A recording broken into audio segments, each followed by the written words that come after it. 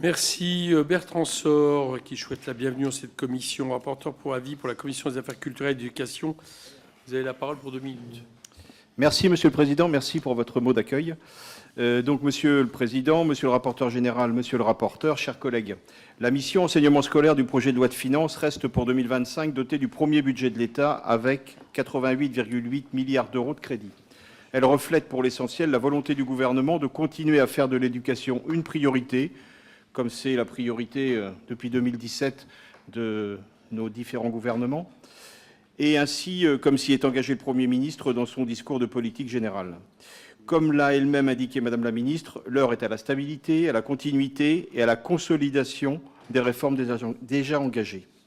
Je me félicite que celle-ci soit donc pérennisée dans le budget pour 2025, poursuite des dédoublements de classes en éducation prioritaire, plafonnement des autres classes à 24 élèves en grande section CP et CE1, maintien du dispositif devoirs faits, mise en œuvre du choc des savoirs au collège avec l'enseignement en groupe de besoins des mathématiques et du français, poursuite du déploiement de la réforme du lycée professionnel et inclusion volontariste des élèves en situation de handicap avec le déploiement des pôles d'appui à la scolarité ainsi que le recrutement de 2000 AESH supplémentaires à la rentrée prochaine.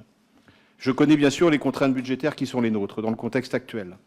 Toutefois, la consolidation des réformes engagées, le maintien partout où cela est possible et souhaitable pour les enseignants comme pour les élèves des écoles ouvertes en milieu rural et la poursuite du renforcement de l'attractivité du métier de professeur dont les taux d'encadrement des élèves est un facteur déterminant, nous impose, à mon sens, de redresser le schéma d'emploi prévu dans le budget initial déposé par le gouvernement.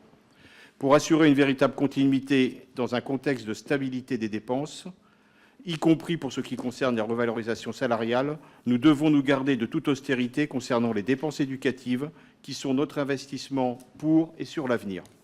C'est pourquoi j'ai déposé un amendement visant à redéployer les suppressions de postes prévues pour les positionner sur les dispositifs me semblant prioritaires et que j'ai pu évoquer dans les phrases précédentes.